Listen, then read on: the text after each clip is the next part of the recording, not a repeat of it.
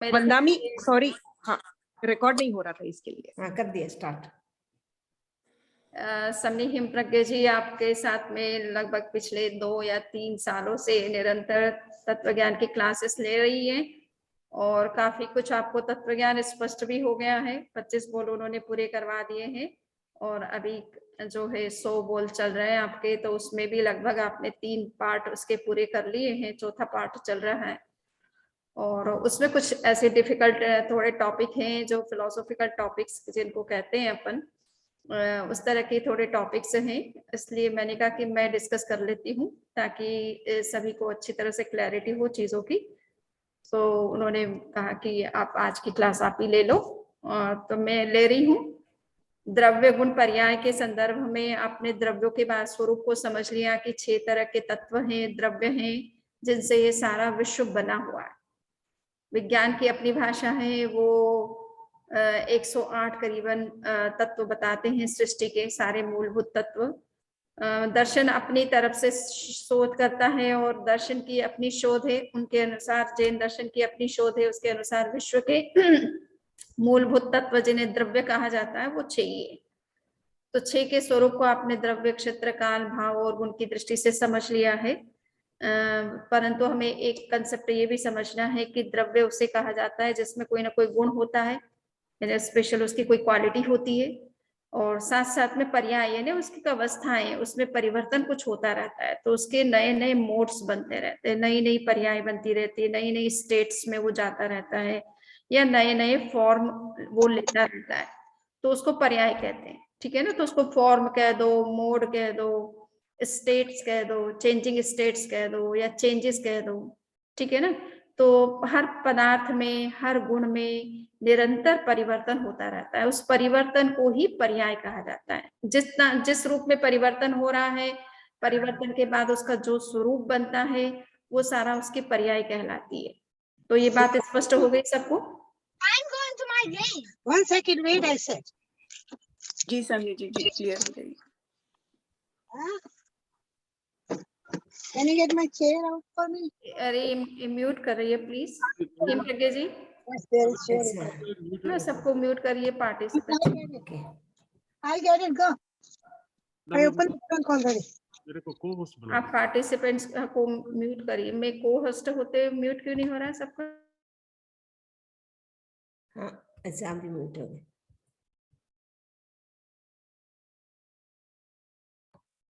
Background का जो है ये बात स्पष्ट हो गई कि पदार्थ में या पदार्थ के अंदर जो क्वालिटी होती है उसमें कोई भी प्रकार का परिवर्तन होता है तो उसे पर्याय कहते हैं, जो भी चेंजेस होते हैं।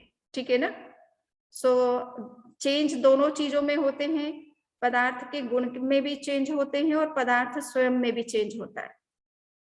ठीक है ना, तो हम उसको समझने की कोशिश कर रहे हैं कि वो परिवर्तन किस तरह का होता है, किस रूप में होता है। तो ये 2 तरह के परिवर्तन माने गए हैं, एक कहते हैं स्वभाव पर्याय, दूसरा कहलाता है विभाव पर्याय। स्वभाव पर्याय का मतलब है कि पदार्थ जब अपनी शुद्ध दशा में होता है, किसी अन्य पदार्थ के साथ जब वो मिक्स्ड नहीं होता है, तो वो शुद्ध रूप में भी उसमें कोई परिवर्तन होता रहता है। सिद्धों में, सिद्ध जैसे हमारे शुद्ध आत्म तत्व है, उनका शरीर से कोई संबंध नहीं है, उनका कर्म के साथ कोई संबंध नहीं है, तो कर्म के प्रभाव से जो अवस्थाएं बनती हैं वो तो विभाव पर्याय कहलाती है। किंतु अगर शुद्ध अवस्था है उनकी, वहां पे तो कोई कर्म का संबंध भी नहीं है, शरीर के साथ भी कोई संबंध नहीं है, जगत के साथ भी उनका कोई वैसा संबंध नहीं है, तो उनमें जो परिवर्तन हो रहा है वो स्वभाव पर्याय कहलाता है। शुद्ध द्रव्य के अंदर होने वाला परिवर्तन स्वाभाविक पर्याय कहलाती है। तो जैसे सिद्धों में ज्ञान है, दर्शन है, आनंद है, शक्ति है, उनमें निरंतर परिणमन होता रहता है, उसमें निरंतर चेंजेस होते रहते हैं। कभी ज्ञान दशा आती है, कभी दर्शन की दशा आ जाती है। ठीक है ना, आनंद में वो हमेशा रहते ही है, और वीर्य उनके अंदर जो शक्ति है वो जितनी है वो एनर्जी उनके अंदर है ही है, परंतु उन सब में निरंतर परिवर्तन होता रहता है, तो उसे स्वभाव पर्याय कहते हैं।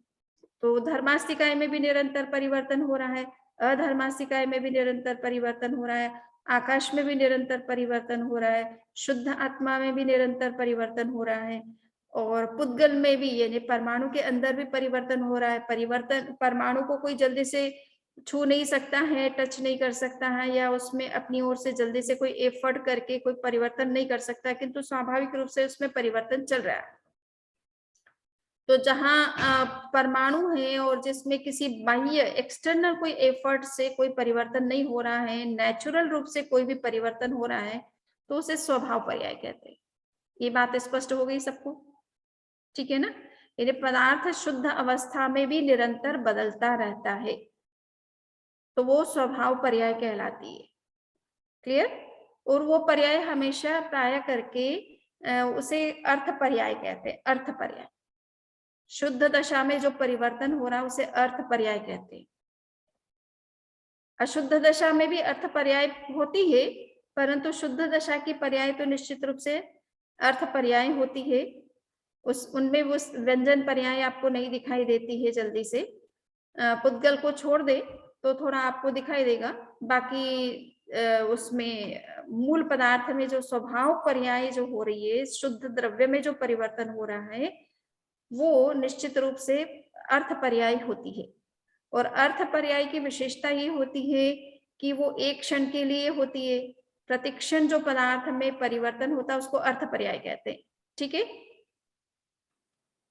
तो अभी हम अर्थ पर्याय पर बाद में आते। चलिए, स्वभाव पर्याय को समझ लीजिए कि शुद्ध आत्मा में जो परिवर्तन होता है उसको स्वभाव पर्याय कहते हैं। तो शुद्ध आत्मा में क्या है? ज्ञान है, दर्शन है, आनंद है, शक्ति है, क्षमा है, मैत्री है, करुणा है। ये जो 10 तरह के धर्म है, ये आत्मा का अपना स्वभाव है। इनमें जो परिवर्तन होता रहता है, कभी क्षमा का भाव बहुत बढ़ जाता है, थोड़ा कभी कम हो जाता है, बट वो है आत्मा का स्वभाव। तो ये क्षमा आदि जो धर्म है, ये आत्मा का अपना स्वभाव है, अपना नेचर है, ये नेचुरल उसकी क्वालिटीज है। इनमें जो इंक्रीज या डिक्रीज होता है, या जो भी कुछ चेंजेस होते हैं थोड़े बहुत, तो वो जो परिवर्तन है उसको स्वभाव पर्याय कहते हैं। क्लियर? अब दूसरा है विभाव पर्याय। आत्मा का कर्म के साथ जब संबंध होता है, कर्म के कारण से भौतिक शरीर के साथ जो संबंध होता है और मन के साथ संबंध होता है, तो इनका प्रभाव भी आत्मा के ऊपर तो पड़ता है। ठीक है ना? तो कर्म के प्रभाव से क्या होता है, हमारी ये जो वैभाविक दशा वर्तमान में जो हम संसारिक प्राणी के रूप में दिखाई देते हैं, शरीरधारी प्राणी के रूप में दिखते हैं, ये कर्म के प्रभाव से आत्मा का परिणाम है ना। तो आत्मा में ये इस तरह का परिणामन जो हुआ है कि आत्मा शुद्ध रूप में, सिद्ध रूप में न हो करके मनुष्य रूप में आपको दिखाई दे रही है, या पशु के रूप में दिखाई दे रही है, या अन्य जीवधारी प्राणियों के रूप में दिख रही है, तो ये उसकी वैभाविक दशा, ये उसकी स्वाभाविक दशा नहीं है। स्वाभाविक दशा तो सिद्ध दशा है उसकी। ठीक है ना? सिद्ध स्वरूप उसका जो है वो स्वाभाविक स्वरूप है उसका, वो मूल स्वरूप है उसका। ये सब वैभाविक दशा है। कर्म के प्रभाव से वो कभी मनुष्य बन जाती, कभी पशु बन जाती, कभी कुछ बन जाती, कभी कुछ बन जाती। ठीक है ना?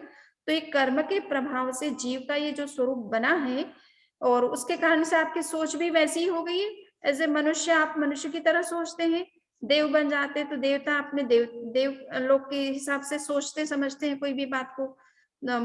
पशु के रूप में जब कोई जीव पैदा होता है तो मनुष्य से पशु अगर बन भी गया तो पशु की तरह ही सोचने लग जाता है, फिर मनुष्य की तरह नहीं सोचता है। ठीक है ना?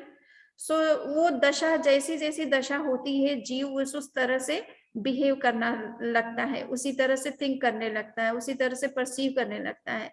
तो ये सारे जो उसके वैभाविक जो परिणाम हो रहे हैं, उसमें ये जो परिवर्तन कर्म के प्रभाव से हो रहे हैं, यह अमुक शरीर धारण करने के कारण से हो रहे हैं। मनुष्य का शरीर धारण किया तो मनुष्य का मस्तिष्क मिला है आपको, आप मनुष्य की तरह सोच रहे हैं।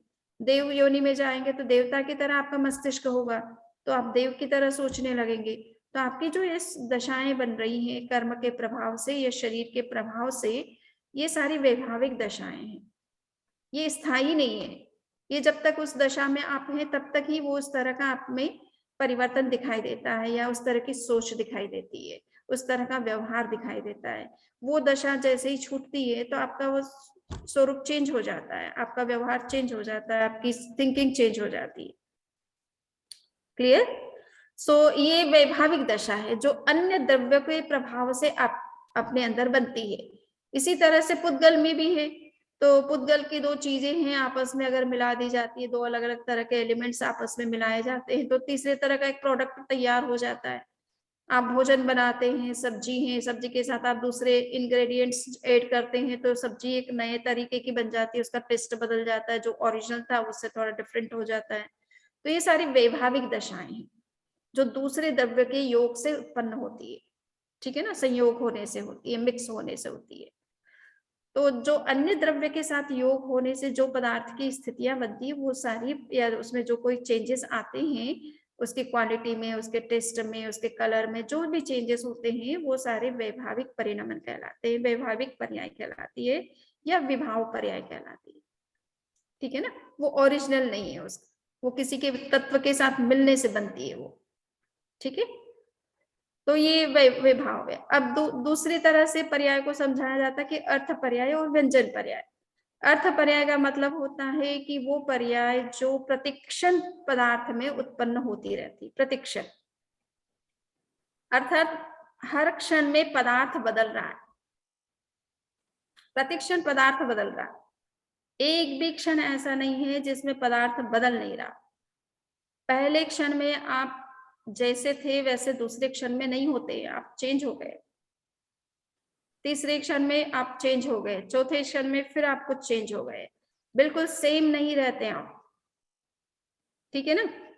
आप अपना चेहरा सुबह मिरर में देखेंगे और शाम को फिर देखिएगा और ये कोशिश करिएगा कि क्या चेंज हुआ है आपके चेहरे में, तो आपको लगेगा कि चेहरे में तो कोई चेंज नहीं है, जैसी हूँ वैसी ही दिख रही हूँ, जैसे सुबह फोटो खींचा और शाम का फोटो खींचे तो एक ही जैसा दिखेगा आपको। परंतु क्या आप ये मानते हो कि आप में कोई परिवर्तन नहीं हुआ है सुबह से शाम तक? रेखा जी? होता है शमनी जी, जैसे मे बी थोड़ा थोड़ा टायर्ड दिखता है, या या पसीना भी हो सकता है, या चेहरे पे थोड़ी मतलब चेंज हो सकता है थोड़ा बहुत। हाँ, जैसे टायर्ड दिख सकते हैं या स्लीपी दिख सकते हैं, कुछ भी हो सकता है उसमें। तो ये तो है कि आपको 12 घंटे या 10 घंटे आप के बाद में आप अपने चेहरे को देख रहे हो, तो आप पहचान पा रहे हो कि इतना तो मुझ में परिवर्तन हो गया। सुबह जितना मेरा चेहरा फ्रेश था, जितना हैप्पी मूड था, शाम होते होते थोड़े टायर्ड हो गए, थक गए, तो चेहरे पर भी जो है वो थोड़ा उसका असर आ गया। तो ये तो 10 घंटे के अंदर जो परिवर्तन हुआ उसको आप देख पा रहे हैं। पर सपोज आप सुबह उठे और जब आपने मिरर में फर्स्ट टाइम देखा अपना चेहरा, और उसी सेकेंड मोमेंट में, फर्स्ट मोमेंट ये एक समय तो बहुत छोटा है ना, एक पलक झपकती उसमें असंख्य समय, इन्यूमरेबल टाइम यूनिट्स बीतते हैं, इन्यूमरेबल, जस्ट वन ब्लिंकिंग के अंदर। तो वो सबसे छोटा जो स्मॉलेस्ट यूनिट ऑफ टाइम है या फ्रैक्शन ऑफ टाइम है, वो तो कितना छोटा है। आप चेहरे को जब सुबह ही देख रहे हो, उसी समय आप अगर अपने आप एक समय के बाद का जो परिवर्तन कितना हुआ, क्या हुआ, ये देख सकते हो, समझ सकते हो? नहीं समझ सकते, पर ये आप मानते हो कि परिवर्तन हुआ है? हाँ, हुआ है ना। तो परिवर्तन प्रतिक्षण हो रहा है, ऐसा नहीं होता है कि हम चाइल्डहुड से तुरंत कुछ वर्षों में अचानक ही हम यूथ बन जाते, अचानक ही हम एडल्ट एज में आ जाते हैं, अचानक ही हम ओल्ड एज में चले जाते हैं, ऐसा नहीं धीरे होता। धीरे slowly and gradually every moment you are growing, है ना। तो आपकी ग्रोथ हो रही है, हर मोमेंट में आपकी ग्रोथ हो रही है, किंतु वो एक मोमेंट की जो ग्रोथ है वो इतनी सूक्ष्म है, इतनी सटल है कि आप उसे आइडेंटिफाई नहीं कर सकते, ठीक है ना। जब आप आइडेंटिफाई करने लगते हो तो आपको इन्यूमरेबल टाइम यूनिट्स चाहिए उसको आइडेंटिफाई करने में, इतने में तो इन्यूमरेबल चेंज हो गए।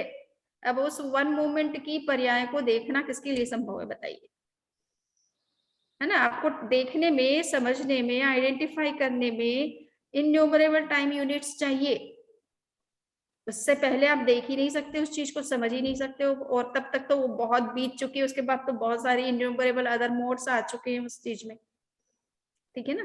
तो इसलिए कहा जाता है कि हम जब कभी पदार्थ को देखते हैं तो उसकी हम पर्टिकुलर किसी पर्याय को ही देख पाते हैं, पूरे द्रव्य को तो हम देख ही नहीं सकते, क्योंकि द्रव्य तो बहुत इनफाइनाइट है, वो तो अनंत अतीत काल से उसका अस्तित्व बना हुआ है और अनंत फ्यूचर में उसका अस्तित्व बना रहेगा। आप उस पूरे द्रव्य की को कब देख सकते हो? आप जब देखते हो तब उसको एक पर्टिकुलर स्टेट में देखते हो। अभी जैसे मुझे देख रहे हो या मैं आपको देख रही हूँ, आपको एक ह्यूमन स्टेट में देख रही हूँ, ह्यूमन फॉर्म में देख रही हूँ। ये आपका प्रेजेंट का फॉर्म है, पर पास्ट में आपने कितने कहाँ कहाँ जन्म लिया, किस किस रूप में जन्म लिया, वो सारे रूप तो मेरे सामने नहीं है। फ्यूचर में आप जब तक लिबरेट नहीं होते तब तक क्या क्या रूप लेंगे, ये मेरे सामने अभी नहीं है। तो मैं आपको पूरी तरह से समझना भी चाहूँ तो संभव नहीं है इस एक लाइफ टाइम में मुझे समझना। उसके लिए तो कई लाइफ टाइम भी निकल जाए तो भी समझना मुश्किल है, क्योंकि इतने आपके एक लाइफ टाइम का जो जीवन है उसको देखने और समझने में भी मुझे टाइम लगता है। उस एक लाइफ टाइम में भी पूरा आपको समझ नहीं पाते हैं। सो अनेक लाइफ टाइम के में आप क्या थे, कैसे थे, क्या क्या काम किया, क्या नहीं किया, या क्या क्वालिटीज थी आप में, क्या एबिलिटीज थी, वो सारी चीजें समझना तो संभव है क्या? नहीं संभव है। कहने का मतलब है कि हम पदार्थ को जब कभी देखते हैं उसको एक पर्टिकुलर पर्याय के अंदर देखते हैं, संपूर्ण द्रव्य को तो कभी हम देख ही नहीं पाते। ठीक है ना? जो कुछ देख रहे हैं वो पर्याय के माध्यम से देख रहे हैं। आप क्या है, ये आपके पर्टिकुलर वर्तमान जो स्टेट ह्यूमन फॉर्म है उसको मैं देख करके ही आपके बारे में कुछ ओपिनियन बनाती हूँ कि व्हाट यू आर। ठीक है ना? या आपका पोटेंशियल किस तरह का है, या आपका फ्यूचर किस तरह का हो सकता है, या आपका पास्ट कैसा रहा होगा, ये कुछ जो कुछ मैं जजमेंट लेती हूँ ये मैं आपके प्रेजेंट स्टेट को देख करके ही ले सकती हूँ। तो ये प्रेजेंट स्टेट तो एक प्रकार की एक पर्याय है, ठीक है ना, एक दशा है, और ये पर्टिकुलर टाइम बीइंग में ही बनती है, उसके बाद ये भी बीत जाती है। ठीक है ना? सो अर्थ पर्याय जिसको मैं कह रही हूँ वो वन मोमेंट का चेंज है, जिसको कि हम आइडेंटिफाई कॉमन पीपल कर ही नहीं सकते हैं। उसको कोई बहुत उच्च कोटि के जो योगी होते हैं जो कि वर्तमान क्षण को देखना जानते हैं, वर्तमान क्षण को पहचानना जानते हैं, वो ही थोड़ा बहुत कुछ उस चीज को समझ सकते हैं। समझ भले ले या देख भले, लेकिन तुम बता नहीं सकते, क्योंकि वो इतना सटल चेंज है कि you can not see the difference between the change of one moment and the change of the second moment. ठीक है ना? इतना स्लाइड चेंज होता है, इतना मिनिमल चेंज होता है कि you can not explain, you can not define what kind of changes you have done और यू हैव अंडरगोन। क्लियर?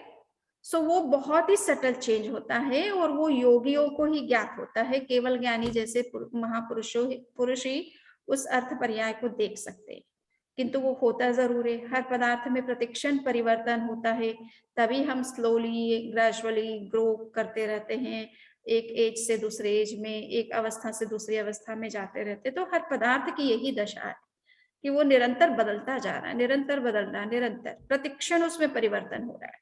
ठीक है ना? दूसरे पदार्थों के साथ मिलने से जो परिवर्तन होता है वो विभाव परिवर्तन है। तो अर्थ पर्याय वैभाविक भी हो सकती है, स्वाभाविक भी हो सकती है। मिक्स्ड स्टेट में भी पदार्थ तो बदलता है, हर क्षण बदल रहा है। अभी हम वर्तमान में मिक्स्ड स्टेट में है, शरीर के साथ कर्म के साथ हमारा योग बना हुआ है, तो हमारे में जो परिवर्तन हो रहा है वो वैभाविक परिवर्तन है और वो भी प्रतिक्षण होता है। ठीक है ना? तो वैभाविक पर्याय अर्थ जो है प्रतिक्षण, वो भी हो सकती है। प्रतिक्षण परिवर्तन वैभाविक पर्यायों में भी होता रहता है और स्वाभाविक पर्यायों में भी होता रहता है। ठीक है ना? स्वाभाविक द्रव्य के अंदर भी होता है, शुद्ध द्रव्य में भी होता है और मिक्स्ड जो द्रव्य होते हैं उनमें भी होता है। क्लियर? तो संसार में जितने भी हमें पदार्थ दिखाई दे रहे हैं वो शुद्ध रूप में तो कम ही दिखाई देते हैं। मान लीजिए कि अगर सोना आपने लिया और सोना शुद्ध कैरेट, 24 कैरेट का सोना है जिसमें कोई और तांबा या चांदी या कुछ अन्य एलिमेंट उसमें मिक्स नहीं है, तो वो शुद्ध द्रव्य है। अब उसमें जो परिवर्तन होता है उसको आप जो है स्वभाव पर्याय कह सकते हैं। समुद्र में जल लहरें उठती हैं, ज्वार भाटा आता है, उसमें कोई हवा का योग नहीं है, पानी का ही ये नेचर है कि वो लहरें वेव के रूप में कन्वर्ट होता रहता है अपने आप ही, नेचुरल। तो ये उसकी स्वाभाविक दशा है। किंतु आपने डुबकी लगाई और पानी उछला या शांत हुआ तो उसको जो वो वैभाविक पर्याय कहलाएगी। आपके योग से या आपके डुबकी लगाने से कोई परिवर्तन पानी के अंदर हो रहा है तो वो वो या उसमें वेव्स पैदा हो रही है, वो वैभाविक है क्योंकि वो आपके योग से हुई है। आप पत्थर डालते हो और उसमें सर्कल क्रिएट होते हैं, तो वो वैभाविक पर्याय हो गई एक दृष्टि से, ठीक है ना, क्योंकि वो पत्थर के योग से वो पर्याय पैदा हुई थी। किंतु शुद्ध रूप में, स्वाभाविक रूप में जो होती है उसको स्वाभाविक पर्याय कहते हैं, जिसमें किसी दूसरे तत्व का योग नहीं रहता है। तो ये बात पूरी स्पष्ट हो गई। अर्थ पर्याय प्रतिक्षण होने वाला परिवर्तन है। एक क्षण का जो परिवर्तन है उसे अर्थ पर्याय कहते हैं, और अनेक क्षणों का जो परिवर्तन जिसे हम देख सके और अभिव्यक्त कर सके उसे व्यंजन पर्याय कहते हैं, उसे व्यंजन पर्याय कह सकते हैं, ठीक है ना। अर्थ पर्याय किसी को दिखती नहीं है और उसको डिफाइन नहीं कर सकते, आप एक्सप्रेस नहीं कर सकते, वो इतनी सटल होती है और एक क्षण के लिए ही होती है, उस दूसरे क्षण में दूसरी पर्याय आ जाती है। किंतु जो व्यंजन पर्याय होती है वो बहुत दीर्घकालिक हो सकती है, ठीक है ना, त्रैकालिक हो सकती है। जैसे हम जन्म से लेकर मृत्यु तक मुझे लोग चैतन्य प्रज्ञा के नाम से ही जानेंगे, मेरा यही स्वरूप पहचानेंगे। तो बचपन से लेकर के जब तक डेथ नहीं होती है तब तक जो है मैं इसी नाम से जानी जाती हूँ, इसी रूप में पहचानी जाती हूँ। तो ये मेरी जो मनुष्य पर्याय है वर्तमान की, ये पर्याय तो दीर्घकालिक हो गई ना, बचपन से लेकर के मृत्यु तक रहती है, ठीक है ना। यद्यपि इसके अंदर अनेक अर्थ पर्यायों का योग है, किंतु ये मनुष्य रूप जो है मेरा, ये जन्म से लेकर मृत्यु तक कंटिन्यू करता है। तो ये त्रैकालिक हो गया ना। अतीत में भी मैं इसी रूप में जानी जा रही थी जब से जन्म लिया है मैंने, वर्तमान में इसी रूप में जानी जाती हूँ, भविष्य में भी इसी रूप में जानी जाऊंगी, ठीक है ना। सो ये मेरा त्रैकालिक। तो व्यंजन पर्याय त्रैकालिक हो सकती है। तो ये एक प्रकार से व्यंजन पर्याय का मतलब है मैनिफेस्टेड फॉर्म। व्यंजन का मतलब होता है मैनिफेस्टेड, ठीक है ना। और अर्थ का मतलब होता है अनमैनिफेस्टेड। वो अनमैनिफेस्ट होती है, वो दिखाई नहीं देती, व्यक्त नहीं होती, अभिव्यक्त नहीं होती, पता नहीं चलता उसका पदार्थ में क्या चेंज हुआ। हाँ, किंतु अनेक अर्थ पर्याय के बीतने पर पदार्थ में एक जो एक स्थूल परिवर्तन होता है, एक विजिबल चेंज अपने को दिखाई देता है, उसको हम व्यंजन पर्याय कहते हैं। समझ में आ रहा? वो व्यंजन पर्याय है जो कि हमें दिखने लग जाता है। एक अनेक अर्थ पर्याय के बीतते बीतते हमारी एक एज आ जाती है कि हम चाइल्ड से हम यंग यूथ बन जाते हैं। तब वो यूथ जब बन गए तो वो हमारी यंग एज दिखने लगती है, हमको पता चलने लगती है, ठीक है ना। मैडम वंदा में व्यंजय पर्याय आप दूसरी बार समझाएंगे? व्यंजन पर्याय का मतलब होता है व्यक्त पर्याय, ठीक है ना। और दूसरी भाषा में उसको स्थूल पर्याय कह दो। स्थूल पर्याय यानी जो दिखाई देती है हमारी आंखों से, इंद्रियों से, जिसे देखा जा सकता है, जाना जा सकता है, और जिसे अभिव्यक्त भी किया जा सकता है, डिफाइन भी किया जा सकता है। मुझ में क्या चेंजेस हुए हैं, मुझे चाइल्डहुड में जिसने देखा है और अभी इस एज में जब देखेंगे तो वो बता सकते हैं कि आप पहले कैसे दिखते थे और अब कैसे दिख रहे हो, ठीक है ना। सो ये चेंजेस, जिस चेंज को आप बता सके, दिखा सके, देख सके, अभिव्यक्त कर सके, और जो स्थूल है, स्थूल का मतलब इंद्रियों का विषय बनती है, ठीक है ना, इंद्रियों से जो जानी जा सकती है, ऐसी पर्याय को व्यंजन पर्याय कहते हैं। सूक्ष्म पर्याय इंद्रिय गोचर नहीं होती है, आंखों से, कानों से दिखाई नहीं देती है, वो तो अतीन्द्रिय ज्ञानियों से को दिखाई देती है। अतीन्द्रिय ज्ञान से जिसका ज्ञान होता है, जिसको इंद्रियों से जानना संभव नहीं है, क्योंकि इंद्रियां जानने में असंख्य समय ले लेती है, तो वो एक समय का जो चेंज है उसको उसकी नॉलेज में कभी आ ही नहीं सकता है, ठीक है ना।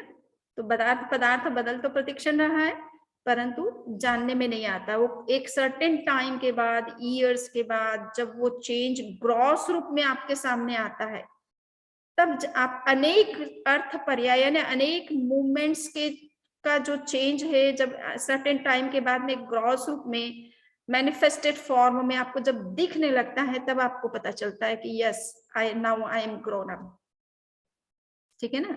Now I am not child, I am a young person, और आई एम ए एडल्ट, और I am a senior citizen, ठीक है ना। सो ये सीनियरिटी आपको अनुभव में आने लगती है। तो समझ में आ गया, अर्थ पर्याय का संबंध स्वभाव पर्याय के साथ में भी है, विभाव पर्याय के साथ में भी है। व्यंजन पर्याय का संबंध केवल विभाव पर्याय के साथ में है, ठीक है ना। व्यंजन पर्याय हमेशा विभाव पर्याय के साथ ही होती है। यानी ये जो बदले हुए रूप हैं, परिवर्तित रूप है, ये किसी अन्य द्रव्य के योग से ही उस पदार्थ में दिखाई देते हैं। शुद्ध पदार्थ में होने वाले परिवर्तन को देखना संभव नहीं होता है, क्योंकि शुद्ध पर्याय में जो परिवर्तन अर्थ पर्याय के रूप में हो भी रहा है, तो वो एज इट इज पदार्थ दूसरे मोमेंट में भी वैसा ही दिखता है, क्योंकि वो शुद्ध रूप में है ना, उसमें कुछ चेंज नहीं हो रहा है ना, कोई पदार्थ दूसरा एलिमेंट उसमें मिक्स नहीं हो रहा है, तो वो अपने रूप में शुद्ध रूप में तो वैसा का वैसा ही दिखता है। थोड़ा बहुत ग्रोस रूप में आप कुछ देख सकते हैं, तो जैसे मैंने आपको समुद्र का पानी का जैसे टेक्स्ट में उदाहरण दिया है, तो वो थोड़ा वेवी नेचर का जो पानी का चेंज है, पानी भाप बनता है, लिक्विड फॉर्म में दिखता है या वेव के रूप में दिखता है, तो ये शुद्ध पानी का जो भाप बनना है, ये तो अग्नि के योग से बना है, तो ये एक प्रकार से पानी की वैभाविक दशा हो गई, है ना, सूर्य के ताप के कारण से बना या अग्नि के योग से बना। किंतु वो पानी जो जल रूप में तरंगित हो रहा है स्वाभाविक रूप से या ज्वार भाटे के रूप में हो रहा है, वो उसकी स्वाभाविक दशा है। तो वो थोड़ी बहुत आप व्यंजन पर्याय के रूप में उसको देख सकते हो शुद्ध द्रव्य में भी। पुद्गल है, परमाणु आपस में मिले और एक एग्रीगेट या कंपाउंड या मोलिक्यूल बना लिया, और वो मोलिक्यूल इतना बड़ा है कि आपको दिखाई देता है, तो वो उसकी स्वाभाविक दशा है, मान सकते हैं आप, ठीक है ना। परंतु दूसरे पदार्थों के योग से उसमें जो परिवर्तन हुआ, यानी दो पदार्थ, दो एलिमेंट्स आपस में मिक्स किए और फिर कोई चीज बनी, तो वो एक प्रकार की व्यंजन पर्याय है और वैभाविक पर्याय है, ठीक है ना। व्यंजन पर्याय भी कभी कभी शुद्ध द्रव्य में आपको, जैसे पानी का उदाहरण दिया, उसमें दिखती है। और जनरली वैभाविक पर्याय जो है वो दो तत्वों के योग से ही बनती है। वैभाविक पर्याय का संबंध हमेशा दो एलिमेंट्स आपस में जब मिलेंगे तभी वैभाविक पर्याय बनती है। स्वाभाविक पर्याय शुद्ध द्रव्य से संबंध रखती है। अर्थ पर्याय और व्यंजन पर्याय, इनका संबंध दोनों के साथ हो सकता है, और मोस्टली हमें व्यंजन पर्याय जब हम देखते हैं, समझते हैं, तो वो प्राय करके वैभाविक पर्याय से उसका रिलेशन होता है, पर वो शुद्ध द्रव्य में भी देख सकते हैं थोड़ा बहुत। तो अब इसके संदर्भ में किसी के कोई प्रश्न है तो आप कर सकते हैं, नहीं तो हम नेक्स्ट टॉपिक पर चलेंगे। वंदामी, मेरा प्रश्न है वंदामी, तो अभी देखो ये स्वभाव पर्याय, अभी ये तीन अमूर्त है, धर्मास्तिकाय, अधर्मास्तिकाय, आकाशास्तिकाय, तो उसमें उनके मूल गुण स्वभाव पर्याय तो नहीं होएगा, राइट? मूल गुण तो स्वभाव पर्याय ही होगा, उनमें तो विभाव तो हो ही नहीं सकता। क्यों? लेकिन वंदामी वो तो कुछ कार्य नहीं करते ना, वो तो कोई क्रिया नहीं करते हैं, तो उनके कैसे पर्याय बदलेगी? देखिए, विशेष गुण जो हैं वो उनके कार्य है ना। हाँ, गति, सहायक या स्थिरता। का काम क्या है? गति में सहायता करना। अधर्मास्तिकाय का काम क्या है? स्थिरता, स्थिति में सहायता करना। तो आपकी इच्छा हुई तो आप चलने लग गए, तो आपको धर्मास्तिकाय ने सपोर्ट किया, तो ये उसमें परिणमन हुआ कि नहीं? अच्छा, तो वो उस मोमेंट में सुनील जी चलते चलते रुक गए कि मेरा अब हॉस्पिटल आ गया, मुझे अपने ऑफिस में बैठना है, तो बैठ गए वहां पर, तो अधर्मास्तिकाय ने सपोर्ट किया कि नहीं उनको, है ना। सो वो पदार्थ में क्रिया तो निरंतर होती है। आप उसका उपयोग करते हैं तो आपको उसका सपोर्ट मिल जाता है, नहीं करते तो भी पदार्थ तो बदलता ही रहता है, पड़ा बदलता है, उसको वो किसी के काम आए या ना आए, पदार्थ तो बदलता है कि नहीं। आपके घर में आप कपड़े जो है रखते हैं या कोई चीज लेकर के आते हैं, उसका उपयोग करें या ना करें, उसमें परिवर्तन होता है कि नहीं? लेकिन वो दिखाई देता है वंदामी, जो नहीं दिखाई देता उनमें पर्याय कैसे बदलता है, वो थोड़ा सा आप उसको ये सोचिए कि आप जो दिखाई दे रहा उसमें जब परिवर्तन होता हुआ आपको पता चल रहा है, तो इसी तरह से नहीं दिखाई देने वाले पदार्थ में भी परिवर्तन तो होगा ही, ओके, है ना। इसी से समझिए कि कुछ चीजें आपकी दृष्टि में नहीं आती क्योंकि वो आपके लिए विजिबल नहीं है, आपकी कैपेसिटी नहीं उन चीजों को देखने की। इससे पदार्थ में परिवर्तन नहीं होगा ऐसा तो नहीं होगा ना, आपको नहीं पता चल रहा है तो आपकी अपनी लिमिटेशन ऑफ नॉलेज है, ठीक है ना। किंतु पदार्थ का तो नेचर बदलने का होता है, तो वो कोई भी पदार्थ हो, जैसे आपके घर के अंदर आप कपड़ा ला करके रखते हो, आप उसे उपयोग न करें तो समय के साथ वो पीला पड़ जाता है और फटने लग जाता है, गल जाता है, सड़ जाता है, नहीं होता है। आप पुस्तकें घर में रखो और उसको नहीं चेंज करोगे अगर उसको थोड़ी हवा नहीं लगेगी तो पेपर पीला पड़ने लगता है, फटने लग जाता है, पुस्तकें नष्ट होने लग जाती है। थोड़ा चेंज करते रहते हो तो उसका थोड़ा लाइफ स्पान बढ़ जाता है, ठीक है ना। और एज इट इज पड़ी रही तो वो पड़ी सड़ जाएगी, खराब हो जाएगी, उसका पत्ता जो है कमजोर हो जाएगा, पेज कमजोर हो जाएंगे, वीक हो जाएंगे एंड फट भी जाएगी बहुत जल्दी।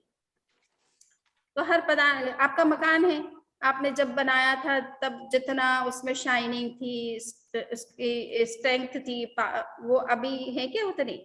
समय के साथ कमजोर होता जाता है मकान, और एक समय आता है कि वो खंडहर हो जाता है, नहीं? तो जब आपको इन पदार्थों में परिवर्तन दिख रहा है ना, इसी तरह से हर पदार्थ का यही नेचर है। आपको दिखे तो आप मानते हो, नहीं दिखे तो क्या नहीं मानोगे? पदार्थ में परिवर्तन नहीं होगा क्या? होगा, वो भी होगा, है ना। सो शुद्ध आत्मा हो, चाहे धर्मास्तिकाय हो, अधर्मास्तिकाय हो, आकाश हो, इनमें भी उसी तरह से परिवर्तन होता है जिस तरह से आप अपने आसपास की चीजों में जो परिवर्तन देख रहे हो। अच्छा, तो फिर उनका अर्थ पर्याय ही रहेगा, राइट? उनमें अर्थ पर्याय ही होगा। उनमें परिवर्तन होने के बावजूद भी उनके स्वरूप में कोई परिवर्तन नहीं आएगा, वो जैसे हैं वैसे ही रहेंगे, क्योंकि उनमें किसी दूसरे पदार्थ के योग से तो कोई परिवर्तन हो नहीं रहा, ठीक है ना।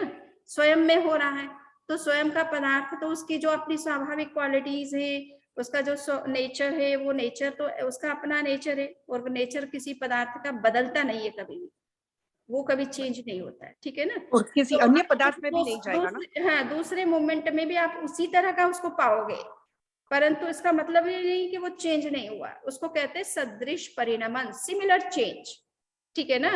अर्थ पर्याय उसमें हो भी रही है तो चेंज होने के बावजूद भी वो सिमिलर दिखेगा, वैसा का वैसा ही दिखेगा आपको। तो उसको सदृश परिणमन कहते हैं। सिद्धों में परिणमन होता है, उसको, उस परिणमन को वो अर्थ पर्याय रूप होते हुए भी सदृश परिणमन है, यानी सिमिलर है। वो आपको सेकेंड मूवमेंट में भी सिद्ध वैसे ही नजर आएंगे जैसे पहले मूवमेंट में दिख रहे थे। वंदना में मेरा एक डाउट है, जीव में है, जीव में जैसे आपने कहा कि ज्ञान दशा चेंज होती है, दर्शन दशा चेंज होती है, पर वो होती है तो that is will be only स्वभाव या अर्थ या सिर्फ व्यंजन? क्योंकि वो तो एक्सटर्नल, जैसे हम आपसे पढ़ाई कर रहे हैं तो हमको अब हमारा नॉलेज थोड़ा बढ़ा, तो वो हमारी दशा तो चेंज हुई, पर्याय, दैट विल बी कॉल्ड पर्याय ओनली, राइट शम्मी जी? यस, ये गुण की पर्याय है, यानी आपका ज्ञान गुण में वृद्धि हो रही है।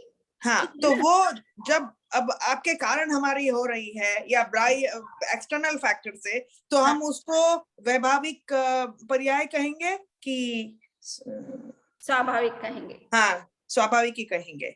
अच्छा। ये एक प्रकार से स्वाभाविक है, क्योंकि ये आपका अंदर का जो ज्ञान गुण है ना, वो इंक्रीज हो रहा है। अच्छा, ओके। और वो आत्मा का स्वभाव है, ठीक है ना। हाँ। वो ज्ञान गुण में विकास हो रहा है आपके निरंतर, नई इंफॉर्मेशन ऐड हो रही है, नया नॉलेज आपके अंदर बढ़ रहा है जी। तो आत्मा का शुद्ध स्वरूप से इस गुण का संबंध है, इसका कोई शरीर के साथ संबंध नहीं है। नहीं, तो ये वैभाविक दशा नहीं है, ये स्वाभाविक दशा। स्वाभाविक, अच्छा, समझ रहे थी वो वही बात। मेरा एक क्वेश्चन है, सिद्धों को शरीर होता है क्या, इसीलिए उसको ये होता है?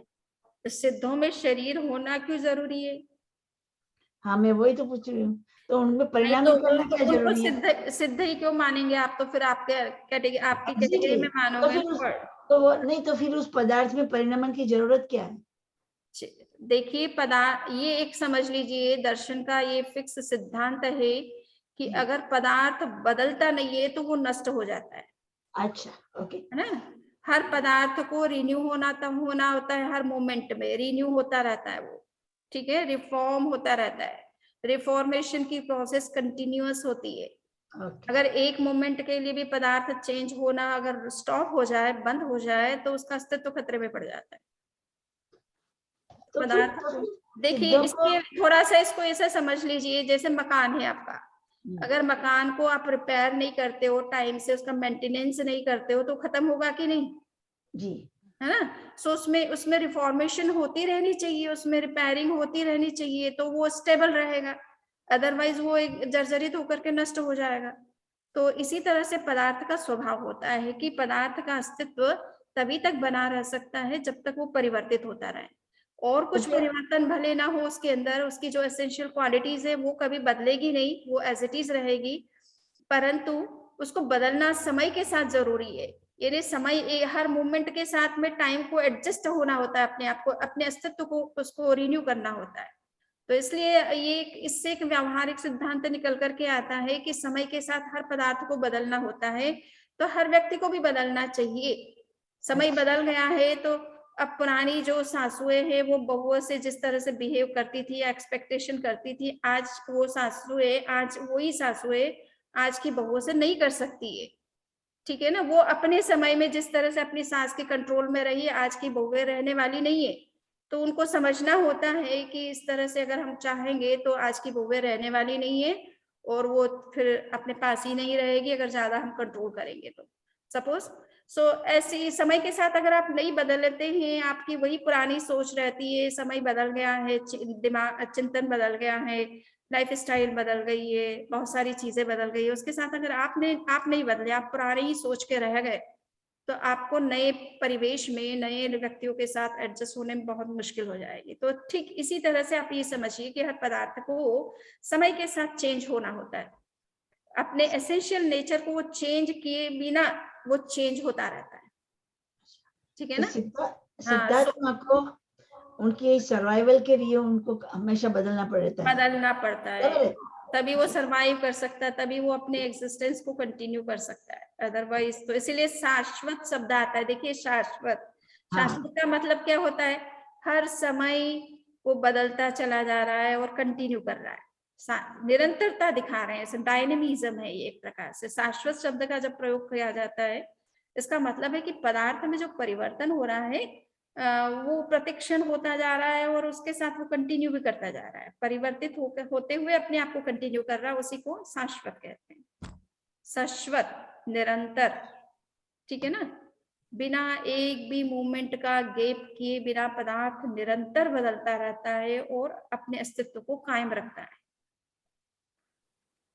समनी जी, आपने कहा था पदार्थ में भी परिवर्तन होता है और पदार्थ के गुणों में भी परिवर्तन होता है, और जबकि मुझे ऐसे लगता है कि अगर गुणों में परिवर्तन होता है तो पदार्थ अपने आप बदलता होगा, वो उसका एक रिजल्ट बना। बहुत ही अच्छा प्रश्न है। तो देखिए, मैं आत्मा हूँ कोई, है ना, एक आत्म तत्व हूँ, और अभी मैं मनुष्य रूप में हूँ। तो ये किसका परिवर्तन हुआ? द्रव्य का परिवर्तन हुआ या गुण का हुआ?